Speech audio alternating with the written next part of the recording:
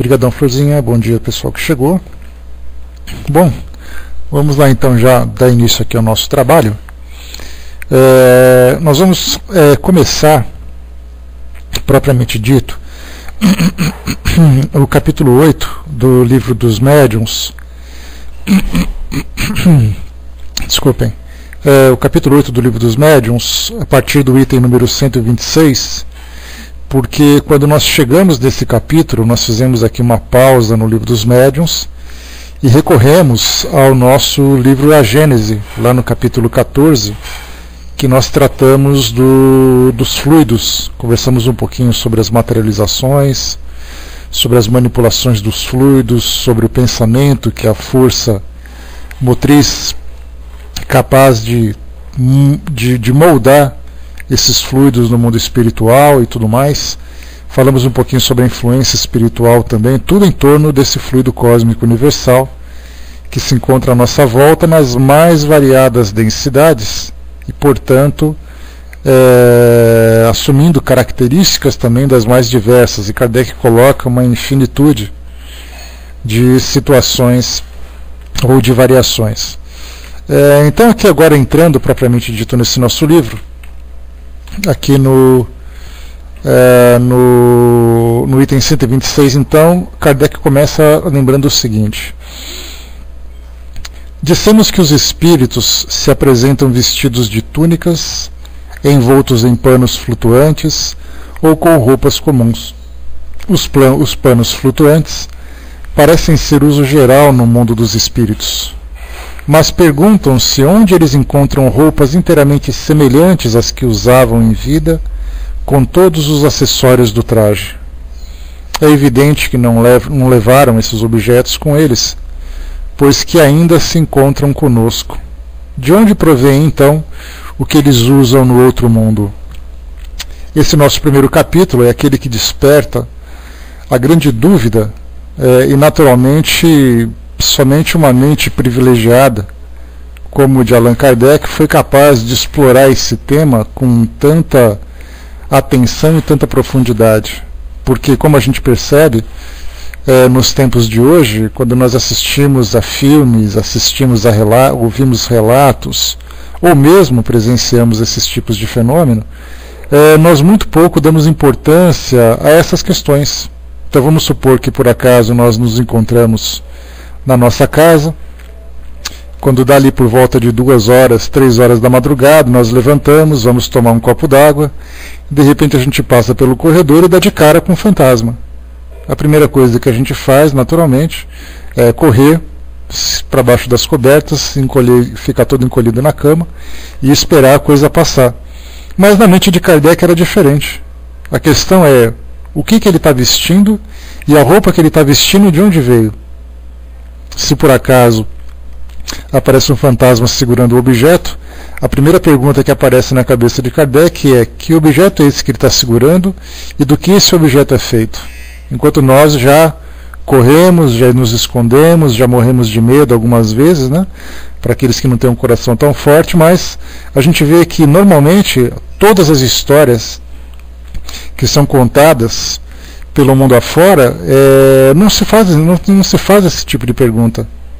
Normalmente a gente simplesmente relata o fenômeno, vivencia a experiência, né, aquele sentimento de medo, que para muitas pessoas é um sentimento bastante prazeroso, mas não se aprofunda na investigação.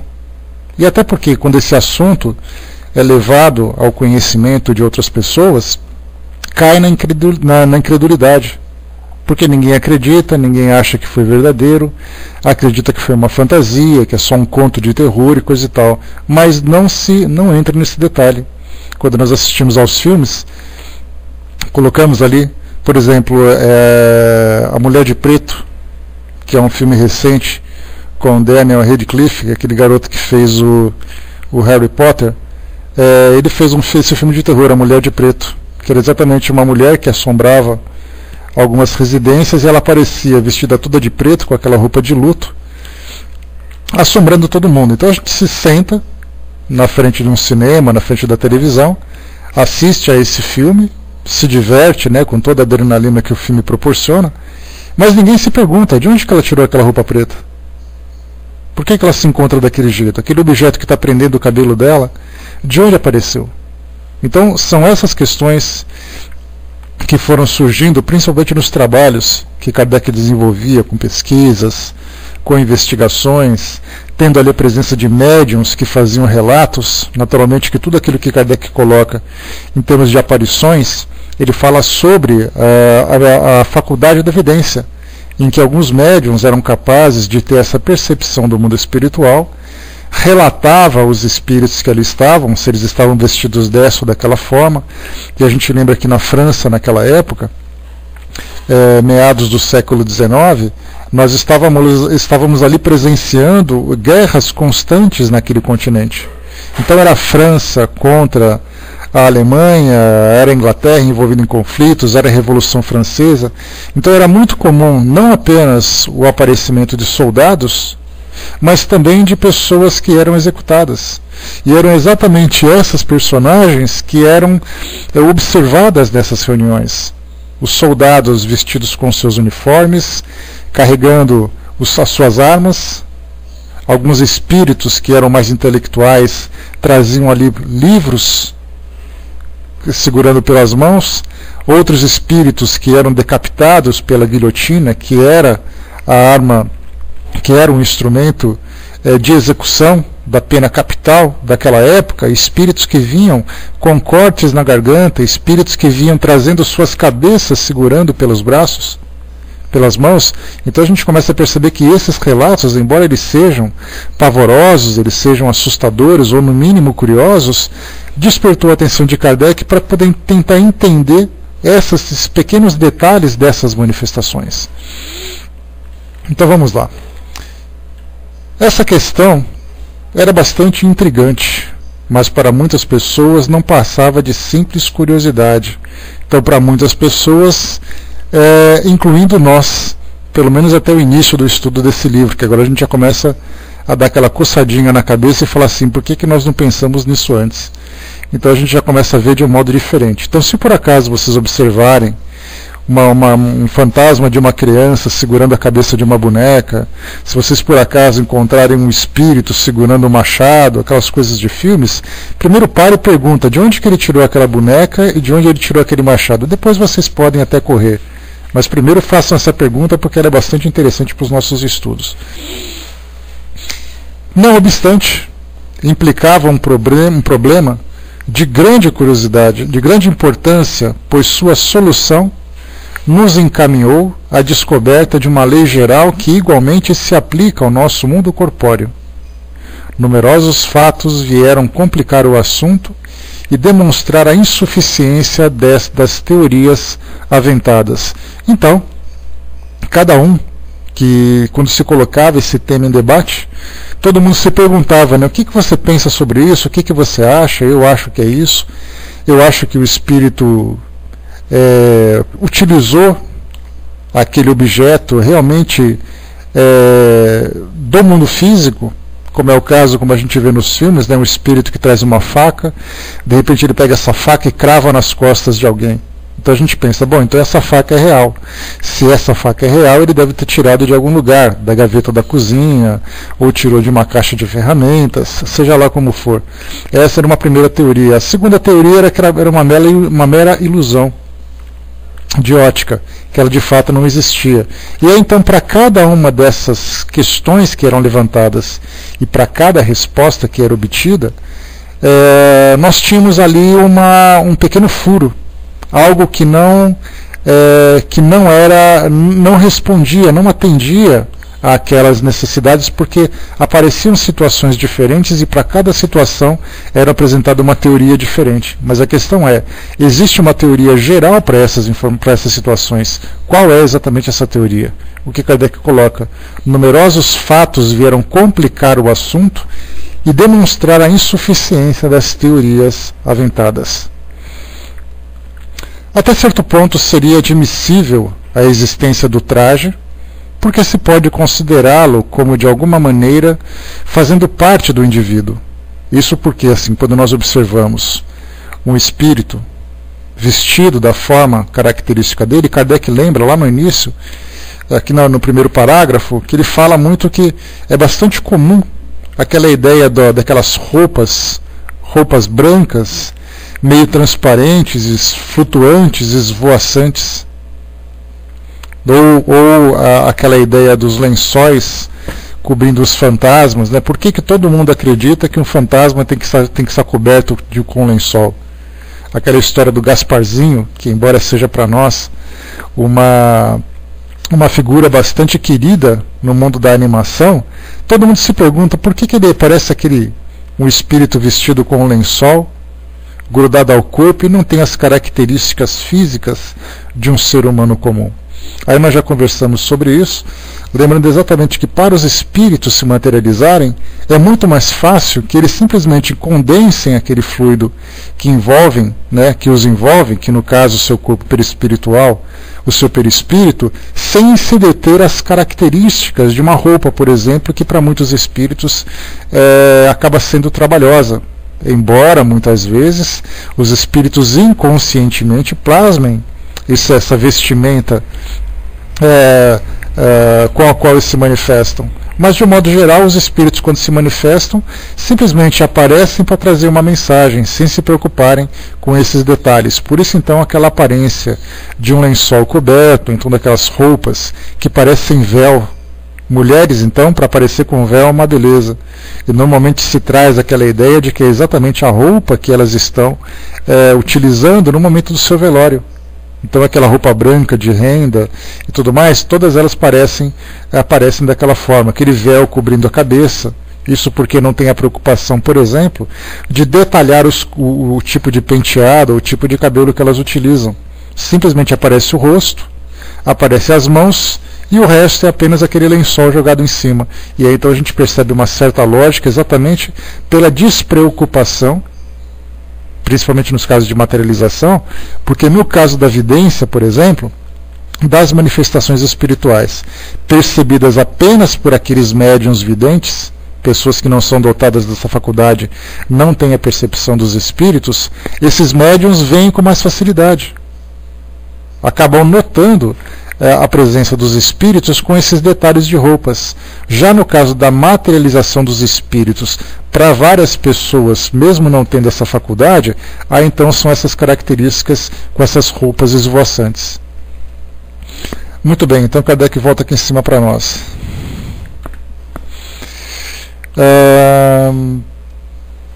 Que falava da roupa que fazia parte do indivíduo. Já não se dá o mesmo, porém, com os objetos acessórios, como a tabaqueira do visitante da senhora doente, de que tratamos no número 117, só que no caso é o 116 aqui, né? Talvez aqui na revisão eles tenham errado.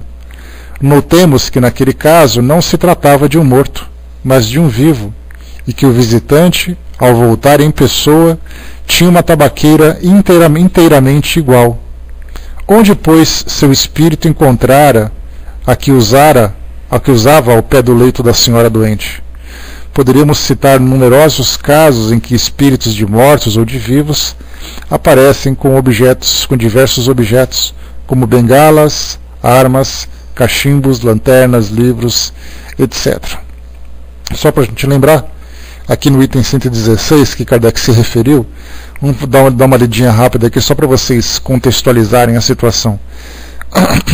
Outra senhora que reside na província, estando gravemente enferma, viu certa noite, cerca de 10 horas, um senhor idoso da sua mesma cidade, que encontrava às vezes na sociedade, mas com o qual não tinha intimidade. Estava sentado numa poltrona ao pé de sua cama e de vez em quando tomava uma pitada de rapé. Parecia velar por ela. Surpresa com essa visita àquela hora, quis perguntar-lhe o motivo, mas o senhor lhe fez um sinal para não falar e dormir. Várias vezes tentou falar-lhe, e de cada vez ele repetia a recomendação. Acabou por adormecer. Dá para imaginar, né? Essa situação chega até a ser meio cômica para nós que somos pessoas comuns, que você acorda, vê alguém sentado no pé da tua cama, aí você fala com ele, ele manda você ficar quietinho e dormir. Até parece que a gente vai conseguir dormir, né? Mas vamos lá. Alguns dias depois, já restabelecida, recebeu a visita do mesmo senhor, mas em hora conveniente e de fato em pessoa. Estava vestido da mesma maneira, com a mesma tabaqueira e precisamente com os mesmos gestos. Certa de que ele a visitara durante a doença, agradeceu-lhe o trabalho que tivera. O senhor, muito espantado, disse que há tempos não tinha o prazer de vê-la. A senhora, que conhecia os fenômenos espíritas, compreendeu o que se passara, mas não querendo entrar em explicações a respeito, contentou-se em dizer que provavelmente sonhara. Então esse aqui foi o relato que Kardec fez a referência aqui para nós. Lembra também que no caso dessa tabaqueira, como eu disse para vocês, é muito comum, principalmente na época, por exemplo, naquele livro que eu estou lendo, que eu comentei com vocês, A Mediunidade dos Santos, é muito comum, por exemplo, relatos de religiosos e religiosas, padres, freiras, que tinham essa faculdade da vidência e que naturalmente rotulavam essa habilidade, essa sensibilidade como um dom divino, como um milagre ou coisa do gênero. Então eles relatavam que as aparições de outros santos já desencarnados, que eram desencarnados naturalmente, apareciam, por exemplo, segurando um crucifixo, segurando um terço, vestidos com aquele véu, normalmente as freiras com roupa de freiras e os padres com os seus trajes naturais, segurando livros e, enfim, segurando objetos diversos também. Então eles apareciam exatamente com essas mesmas características, ou para transmitir algum tipo de mensagem, ou porque eles, fixando o seu pensamento naquelas características que eles tinham quando estavam encarnados, produziam também essas mesmas imagens através da manipulação de fluidos. Agradecido colocou, né, aquele branco luminoso, é éter denso, o ectoplasma. A partir do momento em que há a manifestação, Agradecido, já é o efeito do ectoplasma. Tá? O ectoplasma é uma substância liberada por médiuns de efeitos físicos, que através de algumas pesquisas encontraram que é no citoplasma das células que são produzidas essas substâncias e que elas são então acabam sendo doadas para o espírito que as utiliza para condensar o seu perispírito. Para se perguntar, por exemplo, né, qual é a cor do perispírito, a gente não sabe qual é a cor dele, a gente sabe das manifestações, da forma como eles são percebidos, mas no mundo espiritual alguns relatos em obras espíritas dizem que ele realmente parece ser um pouco mais luminoso, principalmente para aqueles espíritos que apresentam uma característica de elevação moral. Já para aqueles espíritos mais inferiorizados, apresentam uma característica mais densa, mais material, mais cinzenta, né? Então, na verdade, não tem cor, porque ele é uma substância neutra, mas é o espírito que imprime algumas características pela forma de pensar, pela força do seu pensamento. Agora, quando ele se manifesta com aquela cor esbranquiçada, aquela cor translúcida e tudo mais, isso sim já é o efeito do próprio ectoplasma, que ele é, mais uma vez, como eu comentei com vocês, absorvido de algum médium de efeito físico. Quando eu vejo aquele vulto, né, de espírito branquinho, aquilo é éter denso, né, o ectoplasma. No caso, como a gente colocou, é ectoplasma, né, que se mistura com o seu perispírito. Então, na verdade, é uma combinação de elementos que dão essas características. Agora, é muito difícil para a gente dizer exatamente qual é a composição. O próprio Kardec demonstrava essa dificuldade em definir exatamente o que é o perispírito, do que ele é formado, o que provoca determinados efeitos. O que a gente sabe é exatamente essa força do pensamento que acaba dando essa forma e também essa mistura dessas substâncias. No caso do fluido cósmico universal, o perispírito do próprio espírito e o ectoplasma absorvido de um médium de efeito físico. Então essa combinação de elementos imprime algumas características. E como eu coloquei para vocês, dependendo do nível evolutivo do espírito, da sutileza ou da densidade do seu perispírito, ele vai se manifestar de uma forma diferente. Então a gente pode colocar de uma maneira assim bastante simples, fazer uma comparação, supondo que Joana de Ângeles se materializasse na nossa frente nesse momento, e ao mesmo tempo o espírito do seu Zezinho da Silva, que desencarnou em qualquer lugar, que era um espírito comum, que de repente desencarnou e não percebe que desencarnou, e a gente faz uma comparação entre esses dois espíritos. Eles vão apresentar características diferentes exatamente por esses detalhes. O nível evolutivo, a forma de pensamento, entendimento, densidade do perispírito, o plano em que ele se encontra, na dimensão em que ele se encontra. Então cada um vai ter uma diferença, uma característica diferente, né? E sempre de acordo com sua evolução, né, Mário? Deixa eu ver aqui, o Brás colocou também, né, alguns espíritos aparecem na forma esbranquiçada, porque esse contato é como se fosse na vida em relação normal entre os encarnados, né? Mas essa coisa esbranquiçada é exatamente essa substância que acaba sendo doada pelo médium, né? A gente vê muito isso nas fotos que são tiradas, tanto na época, né, no início do século, quando algumas pesquisas foram feitas, né, da médium Eusápia Paladino, que era uma médium poderosa de efeito físico, mais contemporâneo a nós, década de 60, década de 70, o médium Peixotinho também era um médium de efeito físico muito poderoso, e a gente percebia que durante as materializações dos espíritos saía essa substância esbranquiçada, né, dos orifícios, da boca, dos olhos, dos ouvidos do médium. Então essa cor esbranquiçada que era absorvida pelo espírito era exatamente a mesma cor. Então a gente pode ver que sim, a substância que é doada, como se fosse aquela cor mais leitosa, é exatamente essa substância que acaba densificando o perispírito do espírito. Daí então ele tem essas mesmas cores. Se por acaso fosse uma substância de cor azulada, provavelmente o espírito se manifestaria também com essa cor. Agora, no caso daqueles médiuns que são videntes e veem o espírito, aí já é diferente do que acontece com a materialização, porque aí ele percebe o espírito pela combinação de perispíritos, e aí então ele tem essa sensibilidade alterada e tem essa percepção. Daí o espírito apresenta com essas cores características deles. Exatamente, né, agradecido? Então é isso aí. Deixa eu ver aqui. Foi o que me explica porque Peixotinho soltava aquele ectoplasma pela boca e nas narinas, né? Já que o ectoplasma faz aquela coisa do espírito iluminado, né? Essa irradiação, provavelmente, agradecido, ela vem do nível evolutivo em que o espírito se encontra. Esse, pelo menos, é o entendimento que eu tenho. Agora, o esbranquiçado é exatamente da substância nos casos de materialização. Agora, no caso da vidência, como eu coloquei para você, é a percepção que você tem do próprio espírito. É a forma como você o vê. Tanto que aqui, como nós notamos, essa senhora que teve ali a possibilidade de observar esse conhecido, ele se manifestava como uma pessoa comum, tanto que ela o confundiu, não sabia se era uma pessoa viva ou morta, mas mesmo assim ela veio agradecê-lo, e ele então dizendo que não havia muito tempo, ela entendeu que era um fenômeno. Então nesse caso, quer dizer, as cores de suas roupas, os detalhes da sua aparência estavam ali normais para ela.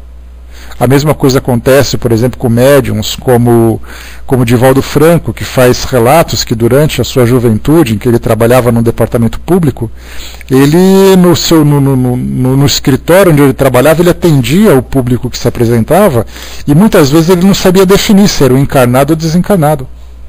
Aí ele conta isso nas suas palestras, como a gente já comentou, que algumas vezes ele cutucava uma colega que trabalhava com ele, que sabia dessa habilidade que ele tinha, que para que ela dissesse para ele que se realmente havia alguém no balcão ou era sua impressão.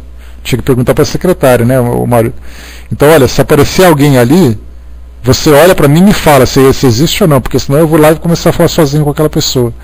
Então se percebe assim que no caso dele, por exemplo, ele tem uma vidência bastante desenvolvida. Naquela época da sua juventude era tão desenvolvida que ele não sabia definir entre uma coisa e outra. A mesma coisa acontece com Chico Xavier, conforme a gente lê na sua biografia, a mesma coisa. Então essa luminosidade, esses detalhes brancos, talvez seja o espírito que queira se manifestar dessa forma, ou a forma como você percebe o espírito, né? Então cada médium tem ali uma característica diferente. Vamos lá então. Mas com o estudo que a gente vai desenvolvendo aqui, a gente vai conseguindo ter algumas respostas. Então a gente vai lendo, que fica mais fácil da gente alcançar o objetivo que a gente quer.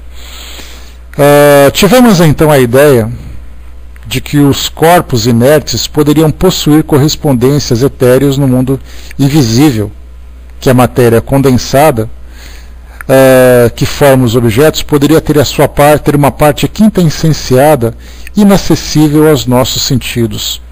A gente lembra que essa expressão quintessenciada, ela vem da quinta essência, né, do universo, porque os 4 elementos, que são as 4 essências, que os próprios gregos na época já definiam como sendo os elementos básicos da natureza, o fogo, o ar, a terra e a água, já eram os 4 suficientes. Então a quinta essência, o quinto elemento, era exatamente esse elemento etéreo, né, esse elemento que fazia parte do mundo espiritual. Então o que Kardec coloca aqui como uma das teorias também que se apresentava era exatamente esse duplo etéreo. Então se por acaso eu pego um pedaço de madeira aqui do mundo material, ele teria, segundo essa teoria, um duplo, ou seja, um elemento correspondente no mundo espiritual. E isso seria para todos. Se eu tenho meu livro aqui na minha estante, eu poderia pegar, por exemplo, esse livro, no mundo espiritual eu teria um correspondente a ele. Isso para todos os objetos, para todos os corpos inertes aqui do nosso mundo físico. Essa era a primeira teoria. Diz Kardec, essa doutrina não era destituída de verossimilhança, ou seja, de uma certa veracidade, de uma certa lógica, mas não podia explicar todos os fatos. Havia um, sobretudo, que parecia desafiar todas as interpretações. Até então se tratava apenas de imagens ou aparências, e já vimos que o perispírito pode adquirir propriedades da matéria e tornar-se tangível. Mas essa tangibilidade é passageira e os corpos sólidos se desvanecem como sombras. Agradecido colocou, tem um médium muito bom aqui no Piauí, que se chama Paulo Jaime de Oliveira. Se alguém quiser pesquisar depois aí no Google, para conhecer alguns dos fenômenos que são observados provocados por esse médium, é só fazer a pesquisa ali. O Nando colocou, no decorrer da nossa história, muitos médiums surgiram, foram fotografados, depois por algum motivo perdiam o dom ou a capacidade para continuar ganhando dinheiro a custo disso. Forjavam. No início era real, depois virou charlatanismo, depois pesquisa em William Muller, é o fotógrafo de espíritos. Então está aí também essa referência. E as próprias irmãs Fox também passaram por esse tipo de situação, esse tipo de constrangimento, já que depois que elas foram descobertas lá em Hydesville, no estado de Nova York, nos Estados Unidos, elas fizeram algumas apresentações tanto nos Estados Unidos como na Europa também.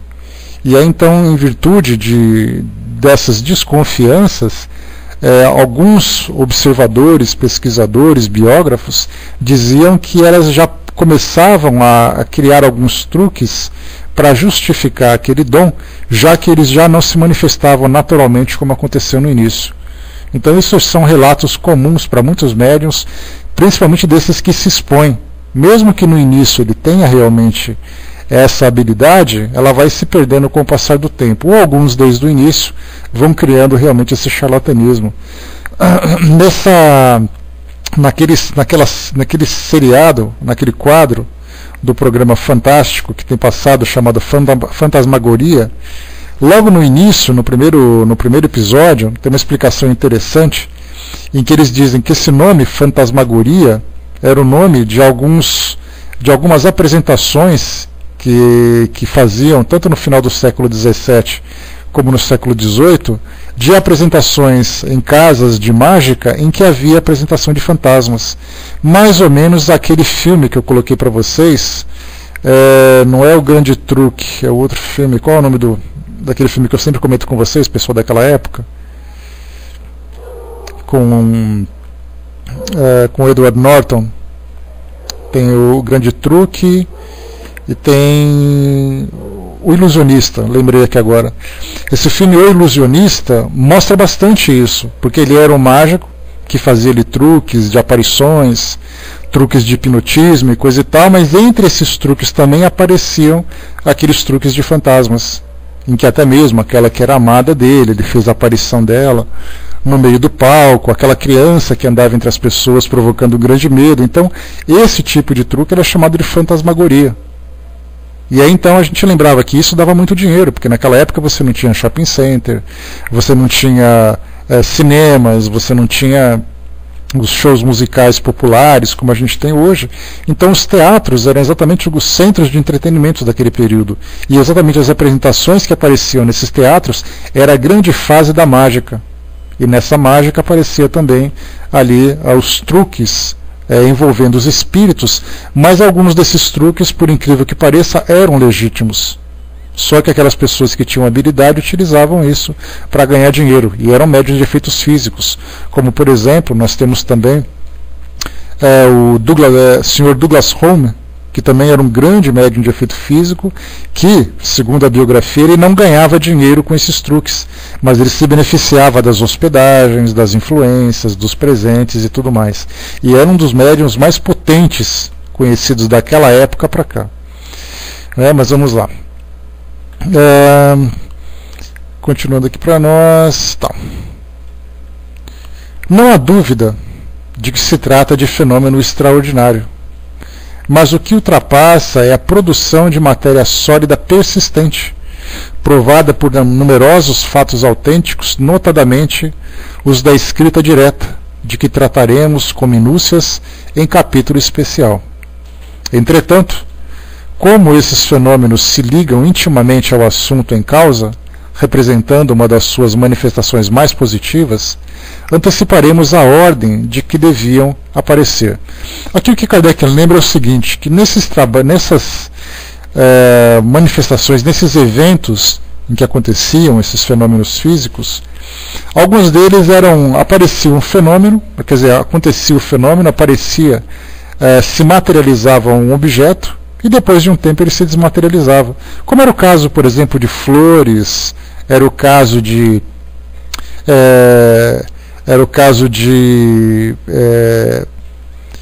anéis, era o caso de joias que eram observadas nessas materializações, mas depois de alguns poucos minutos ela simplesmente desaparecia. Ela se desfazia na frente dos presentes. Mas o que Kardec lembra, e o que quebra um pouco essa regra, é exatamente essa questão da escrita direta. Nós vamos ler aqui em seguida, era um trabalho feito pelos espíritos em que as escritas, em que as linhas, as palavras apareciam escritas no papel, de uma hora para outra ninguém tinha escrito absolutamente nada.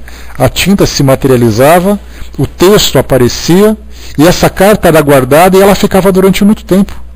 Não era o caso, por exemplo, das flores que nós observamos, que elas se materializavam e depois elas dissipavam. Quantos relatos a gente ouviu falar de chuvas de pétalas em alguns locais?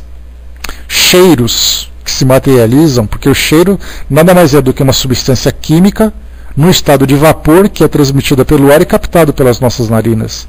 Então, depois de um tempo, no caso de tratamentos espirituais, cheiros de álcool, cheiro de éter. No caso de reuniões, que são reuniões muito harmoniosas, cheiros de perfumes. Pétalas que chovem caindo do teto, se materializando, mas depois de um tempo elas simplesmente elas desaparecem. No caso, por exemplo, da escrita direta, ela se torna permanente. E aí então já surge um outro enigma para essa circunstância. Se todas as matérias que são solidificadas para determinada manifestação, elas se desfazem por uma questão até de lei que não permite que uma matéria simplesmente apareça, como é que a gente vai explicar, por exemplo, a pneumatografia? Pneumo, a gente lembra que o pneumo, o pneumato, lembra de ar, e grafia, escrita, quer dizer, a escrita que surge do ar, a escrita que surge do nada.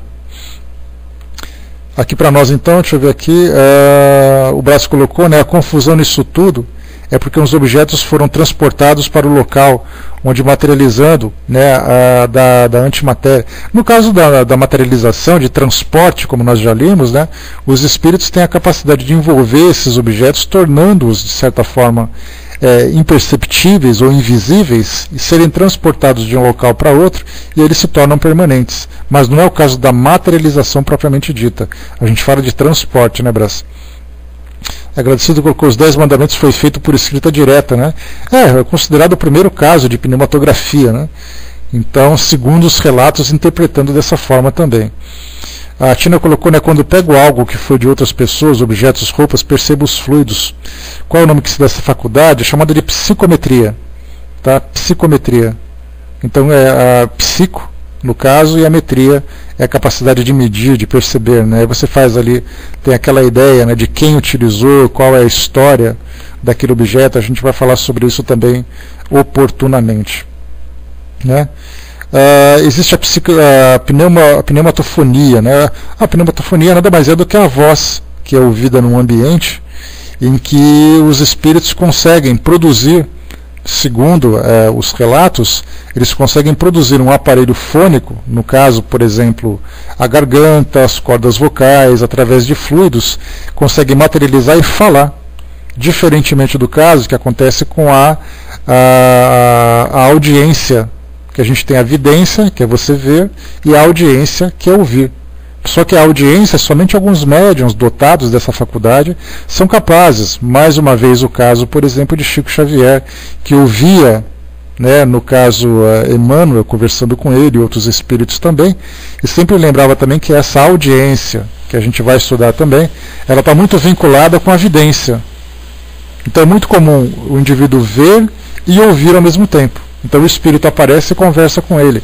Naquele momento são dois fenômenos acontecendo. No caso, por exemplo, da audiência, o espírito só ouve. E no caso da pneumatofonia, é uma voz que surge num ambiente onde todos os presentes são capazes de ouvir, sendo médiums ou não. Isso que é fundamental. O aprendiz lembrou, né, quando alguém chama a gente no quintal e vai ver, não tem ninguém. Lá é isso, mais ou menos isso também, tá? Pode acontecer isso também, aprendiz. Aquele caso da pneumatofonia, o caso dos fantasmas, que o pessoal está andando no cemitério, de repente ouve alguém gritando lá no fundo, todo mundo fica, você ouviu? Outro fica, eu ouvi também. É o caso da pneumatofonia e tudo mais, né? Mas todos esses casos em que há uma certa materialização, em que todos no ambiente são capazes de ouvir sem ter uma sensibilidade mediúnica, são sempre fenômenos que demandam um trabalho maior. Porque pela sensibilidade mediúnica é de fluido para fluido. No caso, para todas as pessoas ouvirem, é de certa forma uma materialização, demandando recursos maiores. Tá? Vamos em frente então, que a gente vai aqui aprofundando um pouco mais esse nosso assunto.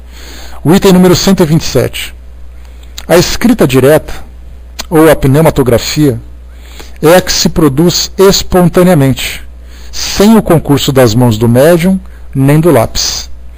Aqui, Herculano Pires, que foi um grande estudioso do espiritismo da década de 70, década de 80, aliás, é muito interessante para nós que estamos nos aprofundando no espiritismo, é importante conhecer um pouco desses estudiosos, como, por exemplo, Deolindo Amorim, Herculano Pires, que são dois dos grandes estudiosos, né? Aliás, Deolindo Amorim é o pai, né, falecido pai do Paulo Henrique Amorim, que é aquele repórter da Rede Record.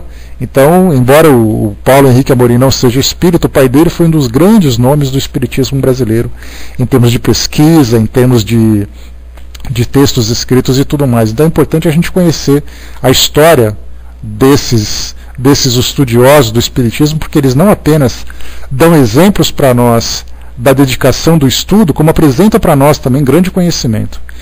Então, nesse caso, quando se fala sobre essa questão da escrita direta, Herculano Pires coloca uma observação aqui na tradução, já que ele é o tradutor desse nosso trabalho, de uma pesquisa feita pelo cientista, lá no século XIX, contemporâneo de Kardec, Johann Carl Friedrich Zollner.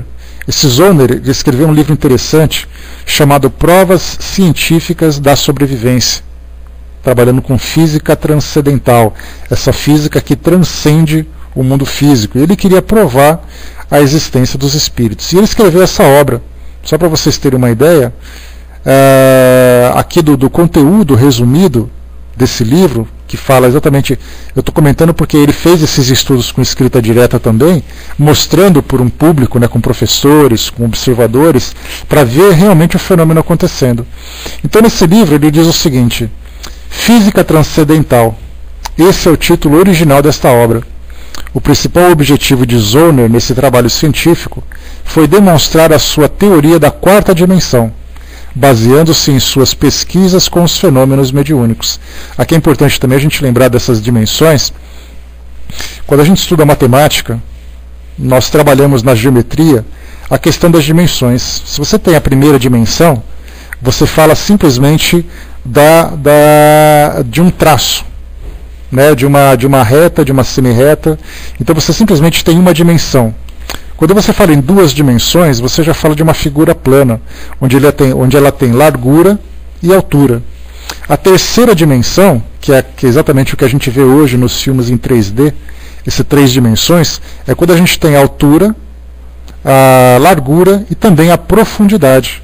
Então é quando a imagem salta da tela, são as 3 dimensões do nosso universo material. Quando a gente fala de quarta dimensão, é uma dimensão fora desse ambiente material. Então, para dentro do Espiritismo, a gente fala dos planos espirituais, dos planos invisíveis. Quando a gente fala dentro de uma nomenclatura científica, a gente pode utilizar, por exemplo, uma quarta dimensão. E há aqueles que dizem que não há apenas a quarta dimensão, mas há a quinta dimensão, a sexta dimensão, a sétima dimensão, que são exatamente mundos paralelos, aqui no nosso universo, habitados por seres cada vez mais distantes do mundo material. Então a gente tem contato aqui com 3 dimensões. Então fala sobre essa quarta dimensão, baseando-se em suas pesquisas com os fenômenos mediúnicos. Para atingir esse objetivo, o professor Zollner comanda uma verdadeira equipe de pesquisadores notáveis, entre os quais encontramos Wilhelm Weber, Gustav Fechner, Wilhelm Wundt, fundador do primeiro laboratório de psicologia experimental do mundo. Olha só, aí no século XIX, primeiro laboratório de psicologia experimental do mundo. E outros professores da Universidade de Leipzig, na Alemanha, realizando pesquisas com o famoso, perseguido e caluniado médium norte-americano Henry Slade. Henry Slade. A sua teoria dos seres quadridimensionais continuou questionável. Porém, suas pesquisas o levaram à demonstração da existência de seres de um mundo extrafísico. Por isso, a obra acabou sendo adicionada ao importante conjunto de obras demonstrativas dos fenômenos espíritas. Dessa forma, Zollner tornou-se um dos mais importantes pesquisadores dos fenômenos mediúnicos que demonstram a sobrevivência do ser psíquico diante da morte material.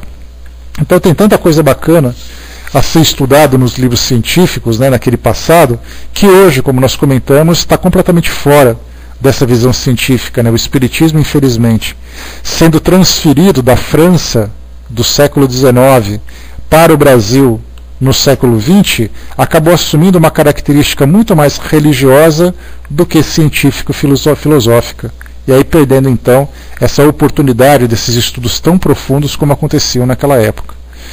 Muito bem, então, essa referência de Herculano Pires para Zollner, que fala exatamente sobre o trabalho que ele realizou sobre pesquisa direta, né? E mostrando, por exemplo, que está aqui colocado, né, ó, sem o concurso das mãos do médium nem do lápis. O que Herculano Pires lembra para nós aqui na observação de rodapé, ele coloca: posteriormente, admitiu-se a escrita direta por meio de lápis e outros instrumentos, mas sem uso das mãos.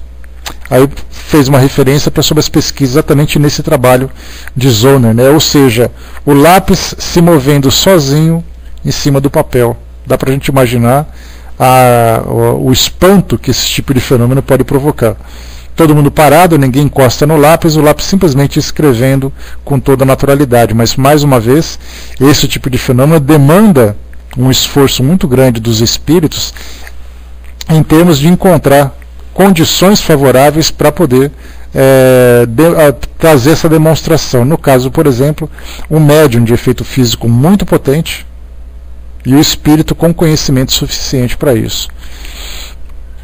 Então continua: basta tomar a folha, no caso aqui da escrita direta, basta tomar folha de papel em branco, o que se pode fazer com todas as precauções necessárias para se prevenir qualquer fraude, dobrá-la e depositá-la em algum lugar, numa gaveta ou sobre um móvel. Se houver condições, dentro de algum tempo aparecerão traçados no papel letras com sinais diversos, palavras, frases e até mesmo comunicações. Na maioria das vezes com uma substância escura, semelhante à grafita, ou seja, semelhante ao grafite que a gente utiliza no lápis, e de outras com lápis vermelho, tinta comum e mesmo tinta de impressão. Aqui o interessante, teve um fenômeno que num livro que eu tive a oportunidade de ler, em que o grupo trabalhava bastante com essa questão dos fenômenos físicos, dos efeitos físicos. E aí então eles apresentaram uma flâmula e pediram para os espíritos que estavam ali assistindo a reunião, assistindo no sentido de ajudar no desenvolvimento da reunião, pediu que desse uma prova de efeito físico. Essa flâmula, que são essas bandeirinhas, né, que os atletas trocam no início de cada jogo, principalmente jogos de seleções, né, e tudo mais, eles desmaterializaram essa flâmula. E ela ficou durante um mês desaparecida. Né, vai com Deus, Francis. Grande abraço, meu amigo. Ninguém sabia para onde ela foi parar. E aí todo mundo deu como perdida. Um mês depois, aproximadamente, numa outra reunião, essa flâmula voltou a aparecer com a assinatura de vários espíritos conhecidos que já estavam desencarnados. E aí então essa assinatura ficou permanente nessa flâmula. E esse foi uma grande demonstração de efeito físico, tanto de desmaterialização, como também da própria escrita dos espíritos. Né? Então, bem interessante de ser observado. O agradecido perguntou aqui o que é a prestidigitação. Tem a ver com isso? Olha, a prestidigitação é o nome que é dado para no passado, para aquilo que é chamado de ilusionismo. Né? A gente lembra que digitação é você ter a capacidade de manipular esses truques feitos com cartas, esses truques feitos para desaparecer bolinhas e tudo mais. Né? Então, no caso da escrita direta, principalmente no caso dos truques que eram observados, tem uma experiência que é utilizada, uma brincadeira, que é utilizada principalmente com crianças. Só um instantinho, pessoal.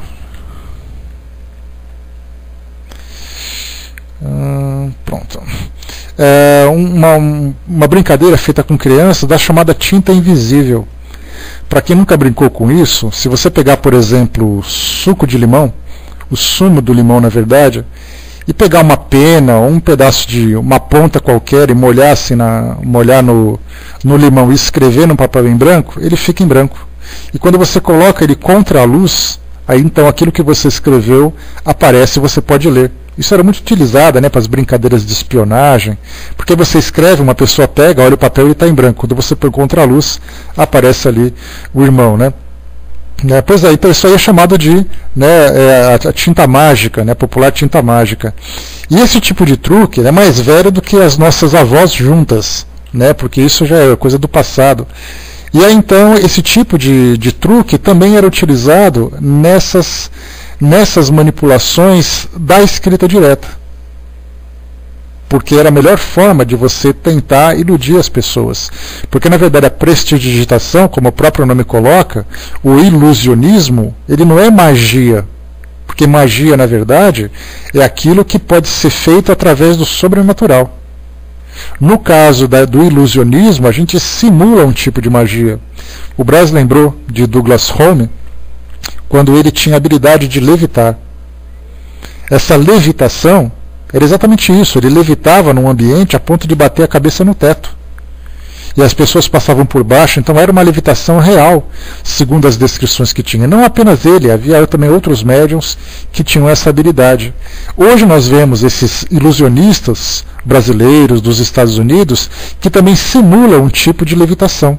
Até chegou a passar no Fantástico uma vez, um mágico de Las Vegas, em que ele andava pela rua e começava a levitar, e as pessoas faziam aquelas caras e bocas, né? Então a gente não sabia se aquilo era legítimo, se não era, que tipo de truque que ele utilizava, mas aparecia na televisão. Então esse era um dos grandes truques também de levitação, mas tudo baseado no quê? No ilusionismo. Temos até, né, o nosso... Como é que chamava aquele grande ilusionista da década de 80? Me fugiu o nome dele agora. Vocês se lembram? Que aparecia na televisão, que fazia elefante desaparecer, fazia avião desaparecer. Não, no Uri Geller ele era manipulador desses objetos. Era um ilusionista mesmo, um mágico. David Copperfield, exatamente. Então David Copperfield ele fazia exatamente isso. Ele começava com aqueles truques de prestidigitação, de ficar mexendo com os objetos, até o ponto de utilizar toda aquela estrutura para fazer pessoas desaparecerem, cortarem pessoas no meio, aquela coisa toda. Isso é prestidigitação. Então, como você coloca essa questão do sobrenatural, sempre trouxe sempre impressionou as pessoas, os fantasmas, o mundo espiritual. Então os ilusionistas se aproveitavam disso, como é o caso da fantasmagoria, que eu coloquei para vocês lá no final do século XVII para o século XVIII, era século XVIII para o século XIX, onde nós tínhamos ali os truques que eram feitos nesses teatros, utilizando aquela ideia de que os fantasmas podem se manifestar. Então lembrem disso. E no filme O Grande Truque, com o Hugh Jackman, né, que faz o Wolverine, nesse filme tem até uma passagem assim, de alguns segundos em que há o diálogo entre alguns empresários, alguns pesquisadores daquela época, em que eles falavam sobre os fantasmas que estavam começando a aparecer nos teatros. Até no filme fala sobre isso. Então é interessante a gente ver como as coisas são interessantes, como as coisas vão se encaixando, em que a gente vê nos filmes relatos históricos, e quando a gente estuda a gente percebe que esses relatos são realmente consistentes. Né, aqui vem o mágico, né, comum de circo, já é uma festa. Né? Pois é. Armando colocou, né, agora no Fantástico também tem um quadro, Fantasmagoria, né, onde o cientista tenta provar os fenômenos, né, que é o caso do Cronos. Né? O Cronos ele já participou do Fantástico na época em que ele estava tentando desmascarar, naquela operação Bola de Cristal, em que ele tentava desmascarar esses médiums de auditório que são muito comuns nos Estados Unidos. Aquelas pessoas que vão para o auditório, o médium começa a fazer pergunta e começa a descobrir, né, tem alguém aqui com a letra F, aí aparece o Fernando, o Francisco, né, e o Fábio. Aí todo mundo fala, tem alguém aqui querendo falar com F, todo mundo fica impressionado. Então esse Cronos ele conseguiu criar um teatro aqui no Brasil na época, com a ajuda do Cronos naturalmente, né, era um autor que tinha um ponto eletrônico no ouvido. E aí então, se vocês quiserem conhecer um pouquinho mais, no Google, coloquem assim, Operação Bola de Cristal. Que aí vocês vão encontrar todos os quadros que foram apresentados e os resultados. E as pessoas realmente choravam. Tinha pessoas que choravam assim, olha, não acredito que a minha mãe está falando comigo. E aí então o pessoal explorando cada vez mais aquilo tudo, no final falou assim, olha, me desculpa, mas era só uma farsa. A pessoa não se conformava, era até engraçado, tinha até vontade de bater nele, falou assim, eu não acredito que você consiga me enganar. E é assim que acontece, né? Quer dizer, todo mundo, nós somos muito suscetíveis a essas impressões, né? Vamos lá. Então essa fantasmagoria é interessante, né? Porque mostra mais ou menos aquela situação dos caça-fantasmas, do Ghost Hunters lá dos Estados Unidos e também da Europa, que tem esse quadro, né? Então aqui no Brasil a gente criou esse pequeno quadro. Quem quiser assistir os quadros anteriores, dá uma chegadinha lá no g1.com. E lá no final vai no Fantástico e procura ali o Fantasmagoria, que tem ali os 4 episódios que foram exibidos até agora. Né? Interessante, a título de curiosidade, de ilustração, né? Mas nada científico. Vamos lá. Tá aqui então sobre a escrita direta. Eis o fato em toda a sua simplicidade e cuja reprodução, embora pouco comum, não é tão rara, pois há pessoas que a conseguem com muita facilidade. Pondo-se um lápis junto com o papel, poder-se-ia crer que o espírito o utilizou. Mas se o papel estiver só, é evidente que a escrita foi produzida por matéria nele depositada. De onde o espírito tomou essa matéria? Essa é a questão e cuja solução fomos levados pela tabaqueira a que há pouco nos referimos. Tem uma diferença entre esses dois tipos de fenômenos. No caso de Zohner, por exemplo, que nós comentamos há pouco, em que o lápis escrevia sozinho em cima do papel, a gente pode saber de onde vem a tinta que trouxe essas letras. No caso é a tinta que saiu do próprio lápis. No caso que Kardec coloca, da escrita direta, você pega um papel, dobra e guarda. De repente você pega esse papel e lê o que está escrito. A pergunta que Kardec faz é: de onde saiu essa tinta? Naturalmente, pelas observações, ela foi materializada. Mas sendo materializada, ela poderia ser permanente. Nesse caso, ela foi permanente. Vamos lá. Tá. No item 128, Kardec coloca agora a fazer um pouco mais, se aprofundar um pouco mais, agora com a assistência de São Luís, que é um dos espíritos que orientaram o seu trabalho, né? São Luís, tivemos ali também o próprio Erasto, né? E outros espíritos que estavam ali sempre presentes, ajudando nas soluções desses enigmas que ele ia apresentando. São Luís, para quem não conhece, ele foi um rei francês, não me lembro se no século XVIII, século XVI ou século XVII, que por ter sido muito bom e ter realizado ali alguns milagres dentro da visão da igreja, ele foi canonizado. Então ele virou São Luís, virou um santo. E esse rei se manifestou nas nossas reuniões, e Kardec, né, com respeito pelo título que ele era conhecido, manteve essa ideia de São Luís. Dentro do meio espírita a gente percebe que tem algumas pessoas que apresentam uma certa resistência, chamam ele assim, não, o Espírito Luís. Na verdade, coloca São Luís porque é exatamente a referência que se tem daquele santo, daquele rei que viveu na França naquela época. Então, São Luís foi aqui entrevistado por Kardec. Deixa eu ver aqui, eu ouvi dizer um dia, que um papel foi queimando e formando um texto onde o espírito dizia que estava preso no lugar escuro e foi ajudado por algum espírito para ele mandar um aviso, já que ele estava arrependido, e queria sair daquele lugar. Não me lembro onde li isso, eu leio muitos aqui na internet. Eu achei interessante o fato do fogo na escrita direta. Olha, agradecido, isso não é tão raro como a gente imagina. Lá na Itália, especialmente ali no Vaticano, nós temos ali o Museu das Almas do Purgatório. Esse Museu das Almas do Purgatório, ele é um museu que guarda, inclusive a nossa amiga a Aninha, que mora ali na Itália, ela foi até lá, tirou algumas fotos, e me mandou, publicou também no Facebook dela. E aí, então ela tirou essas fotos, e contou como é que foi mais ou menos ali. E o que ela observou eram rostos, por exemplo, porque esses objetos todos eles foram coletados das instituições religiosas católicas, como mosteiros, conventos, igrejas e tudo mais. E cada vez que havia um fenômeno dessa natureza, esses objetos eram enviados pelos responsáveis dessas instituições para o Vaticano. Ou para esse local, não sei exatamente qual era a trajetória, como era feito o percurso da coisa ali, mas eles acabavam sendo reunidos nesse local, e hoje ele é um local de acesso público, embora a igreja abra assim com um certo contragosto, e você vai lá, eles têm uma certa restrição para fotografia, para muitas perguntas e tal, mas os objetos se resumem no seguinte: roupas com marcas de mãos queimadas. Dá para consultar no YouTube, exatamente, só consultar ali Museu das Almas do Purgatório, que vai ter uma reportagem completa, inclusive o nosso colega Clóvis Nunes, que é um pesquisador espírita de transcomunicação instrumental e também desses efeitos físicos, ele esteve lá e tem uma palestra que ele fez no Cinesp, que é o Simpósio de Mediunidade lá de Pernambuco, se não me engano foi no segundo Cinesp.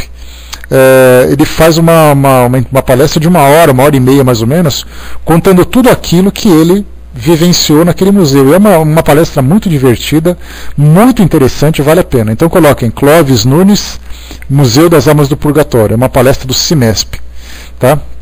Vale a pena vocês assistirem porque é muito legal.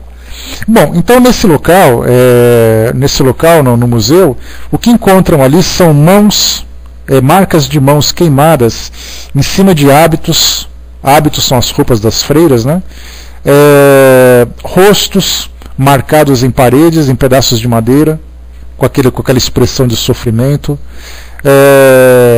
livros com marcas queimadas. Então essa questão das das imagens impressas por queimaduras, isso é bastante comum nesse museu. Mas nada relacionado a princípio com grafias, com palavras escritas com queimaduras. Tá, mas se é possível você colocar um rosto, se é possível você colocar, também é possível você fazer. Mas nesse caso, já não constitui a escrita direta, mas constitui um fenômeno de efeito físico. Porque você queima aquilo que está marcado. Agora, no caso da escrita direta, é uma tinta que se materializa. o fogo se materializou e colocou. É um efeito físico. Agora, no caso da escrita direta, é uma tinta. Então, são fenômenos que, embora sejam vistos como muito semelhantes, eles têm assim a fisiologia de uma maneira diferente, mas não deixam de causar a mesma impressão. Talvez até essa questão do fogo seja muito mais impressionável do que a tinta propriamente dita, né? Vamos lá então. Bom, então as perguntas que foram feitas aqui, né, e naturalmente a gente lembra, Museu das Almas do Purgatório. Só o próprio nome a gente já lembra, Museu Almas no Purgatório. O que é o purgatório? É aquele estágio intermediário em que as almas aguardam julgamento para saber se elas vão para o céu ou para o inferno. E essas almas, segundo a visão dogmática da Igreja, nesse ambiente do purgatório, eles servem exatamente um ambiente de sofrimento, em que os espíritos estão se depurando para poder alcançar o reino dos céus. Então essas almas que se manifestam a esses religiosos, a essas pessoas, né, trazem exatamente as suas súplicas, pedindo preces para que possam aliviar os seus sofrimentos. E elas fazem esses pedidos de prece exatamente através desses efeitos físicos. Por isso, então, Museu das Almas do Purgatório. A Igreja chama Igreja do Sagrado Coração do Sufrágio. Se eu não me engano, acho que é o nome da igreja que comporta, né, esse museu, né, que agregou esse museu para ela. Vamos lá, então. Item 128. Foi o espírito São Luís, né? Mas procura CIMESP, põe assim Clóvis Nunes, CIMESP, Museu das Almas do Purgatório, que é uma palestra bem grande, de 1 hora e meia mais ou menos. Mas se não tiver também, vale essa reportagem da Globo também, feita com a Ilse Scamparini, que é uma compilação desse trabalho todo que o Clóvis Nunes fez. Então é a Ilse Scamparini mais o Clóvis Nunes que fizeram essa reportagem e tiraram ali os momentos mais interessantes. Mas nessa palestra que ele está fazendo, ele mostra os vídeos que ele gravou, mostra as pesquisas e conta o sufoco que foi para entrar nesse bendito museu. Tá? Então dá uma pesquisada. Se não achar nenhum, vale outro. Bem tranquilo. Bom, deixa eu ver aqui o tamanho dessa questão. Umas perguntas, vamos lá. 128. Foi o Espírito São Luís que nos deu a solução com as seguintes respostas. Primeiro, citamos um caso de aparição do espírito de pessoa viva. Esse espírito tinha uma tabaqueira e tomava pitadas. Experimentava ele a sensação que experimentamos no caso? A resposta, não. O que significa isso? O que é a tabaqueira? A tabaqueira guarda rapé. Rapé é aquele fumo em pó que os antigos, né, pessoas muito antigas, utilizavam para poder provocar o espirro. Então eles pegavam aquela pitadinha, davam aquela cheirada e dava aquele espirro monstruoso, né? Adoravam fazer isso. E isso me leva, né, na minha infância, na época em que eu estudava num colégio salesiano, colégio Dom Bosco, lá na cidade de Barra do Garças, em Mato Grosso, e ali nós tínhamos o diretor, Padre Firmo Pinto Duarte Filho. Ele era já um padre bastante antigo, né, que conseguiu reformular uma parte da educação naquele estado. E aí então ele andava, toda vez que eu me lembro que a gente andava pelo pátio brincando e coisa e tal, ele andava com a sua caixinha de rapé. E ele era muito, né, tinha uma amizade muito, muito bacana com a gente que era aluno e tudo mais. Então toda vez que a gente chegava, ele enfiava uma pitada de rapé no nosso nariz e saía todo mundo espirrando, né, coisa ruim. Mas ele adorava fazer isso, né? Então isso me remonta à minha infância, muito legal. Então, no caso do rapé, ardia as narinas e provocava esse espirro. No caso que Kardec coloca, é assim, já que ele tinha essa caixinha de rapé, já que ele fazia esse movimento de ficar cheirando, né, aspirando essa substância, isso provocava nele o mesmo efeito, aquela irritação das vias nasais, de provocar o espirro e coisa e tal, a resposta foi não. E isso é muito interessante, né? Espirra, né, limpa as vias e estoura alguns tímpanos também, né, para quem são os mais escandalosos, né, porque limpa tudo, né, faz favor, né. E aí então, nesse caso a gente vai para outras situações semelhantes que a gente pode imaginar.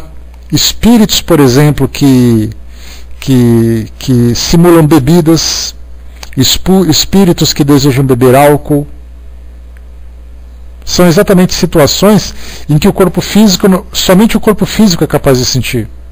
O espírito nessa condição não tem condições, exatamente porque a substância ela é feita com aquele fluido para ter a aparência, mesmo que ela tenha uma situação tangível, mas naquelas circunstâncias ela não provoca o mesmo efeito. Kardec continua. A tabaqueira tinha a mesma forma da que ele usava habitualmente e que ele estava em sua casa, e que estava em sua casa. O que era essa tabaqueira nas mãos desse homem? Isso Kardec faz a seguinte pergunta, porque conforme ele coloca lá no início desse capítulo, ele lembra que alguns desses objetos não podem ser colocados como sendo reais, principalmente porque os objetos ainda existem aqui no nosso mundo físico. Um exemplo disso. Vamos imaginar que um espírito desencarnou e no momento em que ele foi sepultado, ele vestia, o indivíduo, né, o homem, vestia um terno preto. E aí então o espírito se manifesta utilizando esse terno preto. Aí todo mundo fica pensando, mas ele está utilizando o terno preto porque ele foi enterrado com ele. E sendo enterrado com ele, significa que ele está usando. Mas se você por acaso fizer a exumação daquele cadáver, o terno preto continua ali. Consequentemente, não é o mesmo que o espírito está usando. Na verdade, ele faz ali uma simulação daquele terno, uma manipulação dos fluidos para poder ter aquela afinidade. Então isso acontece com vários objetos. Espíritos que utilizam objetos pessoais, como por exemplo um terço, para o caso dos religiosos católicos, no caso de objetos particulares, como utilizando óculos, por exemplo, utilizando colares. Esses objetos não são aqueles que eram reais. Eles foram criadas cópias no mundo espiritual exatamente para poder manter essa mesma aparência, mas eles não são reais. Né? Deixa eu ver aqui. O Brás colocou que São Luís se enrolou com a audácia de Kardec. Né? Eu acho que na verdade são perguntas bastante simples, Brás, que aparentemente para muitos espíritos podem perceber que essas respostas muito objetivas dão a impressão de serem muito infantis, mas que na verdade para nós são importantes para o nosso estudo. Inclusive nós temos ali, eu já tive a oportunidade de fazer isso, enviei algumas perguntas para os espíritos responderem através de grupos mediúnicos, e eu percebi que alguns foram muito pacientes, outros não tiveram muita paciência não. Eram perguntas assim que eu esperava meia página de um texto, obrigado Frinha, de um sulfite, por exemplo, com uma resposta complexa, me responderam em uma linha. E eu percebi claramente, pela forma como responderam, a impaciência para poder responder perguntas tão básicas como essas, mas que para nós são importantes. Mas Kardec era meio cara de pau, né? Ele não tinha essa preocupação com cara feia, não. Ele chegava e falava, cara feia para mim é fome, né? Então vamos responder porque eu quero saber. Então ele perguntava, mesmo que tivesse uma resposta muito objetiva, ele continuava insistindo na resposta, até obter exatamente a questão. Algumas vezes até os espíritos impacientes falavam para ele assim, já não respondemos para você essa questão anteriormente? Já havia assim umas 3 vezes mais ou menos aqui nas entrevistas que ele fazia, né? Perguntava em outros temas e eles respondiam exatamente dessa forma, Miriam. Já falamos para você sobre isso. Você não compreendeu ainda essa situação? Mostrando exatamente essa impaciência, né? Deixa eu ver aqui, vamos lá. Então aqui perguntando, né, se essa tabaqueira, o que era essa tabaqueira nas mãos desse espírito? Responde aqui, uma aparência. Era para ser notada como foi e para que a aparição não fosse tomada por alucinação produzida pelo estado de saúde da vidente. O espírito queria que a senhora acreditasse na realidade da sua presença e tomou todas as aparências da realidade. Aqui nós temos vários pontos a serem analisados, e só para a gente poder concluir o nosso estudo de hoje, uma das questões é colocada a seguinte: o espírito queria que a senhora acreditasse na realidade. Na verdade, ele teve a intenção de produzir essas mesmas características que ele tem estando encarnado fisicamente, utilizando aquelas mesmas roupas, utilizando aquele mesmo objeto, da forma como ele se manifestaria para ela no futuro, alguns dias depois. Então ele deve ter pensado dessa forma, a gente especula. Eu quero que ela me veja dessa forma. Já li, Sinfirinha. Eu quero que ela me veja dessa forma, porque depois eu vou visitá-la com essas mesmas características, para que ela possa me reconhecer. Então a gente imagina que seja assim. Agora é muito interessante que muitos espíritos se manifestam sem querer que as coisas sejam dessa forma. Porque nesse caso ele provocou essa situação intencionalmente. Agora muitos espíritos trazem essas características sem saberem. Que é o caso, por exemplo, como Kardec observava naquela época, e nós observamos também hoje, em muitas reuniões mediúnicas, principalmente envolvendo religiosos, envolvendo militares, envolvendo trabalhadores de determinados tipos de tarefas, eles trazem seus objetos, trazem os objetos religiosos, como por exemplo, um religioso que aparece utilizando um crucifixo pendurado no seu pescoço. Esse crucifixo pendurado no pescoço é um símbolo que ele utiliza, porque ele utilizava quando estava encarnado, mas ele não teve a intenção de fazer. Muitas vezes os espíritos se manifestam sem sequer saberem que desencarnaram. Então eles inconscientemente produziram essas características porque eles estavam acostumados a serem assim. Muitos de nós, ou pelo menos praticamente todos nós, ao desencarnarmos, se tivermos a oportunidade de nos manifestarmos numa reunião mediúnica, nós teremos as mesmas características. Quem for careca vai ser careca, quem for gordo vai ser gordo, quem for baixo vai ser magro, quem tiver óculos, quem tiver objeto, coisa que cicatrizes, vai aparecer assim. É porque nós estamos tão acostumados a nos vermos dessa forma, que nós continuaremos assumindo essa mesma visão, essa mesma ideia.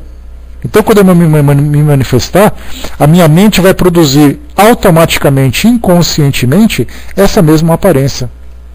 Agora, se eu tiver conhecimento, tiver possibilidade e quiser trazer outras características, aí eu poderei fazer, desde que isso atenda aos objetivos daquele encontro.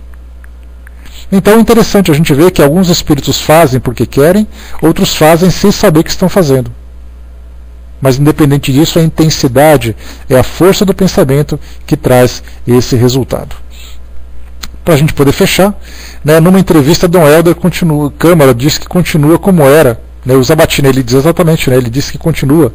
É o livro Novas Utopias, que traz ali o seu depoimento, e ele diz que continua sendo exatamente como era, se vestindo como era, acreditando nas coisas do passado. Agradecido colocou, mas essa comunicação dos espíritos é tão boa para quem envia e quem recebe, Depende, A comunicação ela pode ser alguém que vem dizer para você alguma coisa importante, como ele pode se comunicar dizendo para você, eu vou te matar amanhã, se prepara. Então essa questão de ser boa e ser má vai depender exatamente da qualidade da mensagem. Quando a gente fala em comunicação, a gente não fala, mesmo numa mesa de médio, mesmo numa reunião mediúnica. Quantas vezes um espírito aparece ali dizendo para você, eu vim aqui para dizer que eu vou te pegar?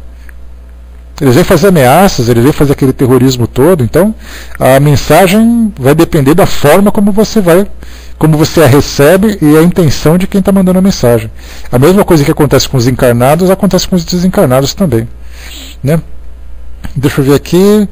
Amanhã não se sabe, bom dia. Por que Kardec disse que tem uma lua em Marte e errou nos anéis de Saturno? É questão de pesquisar.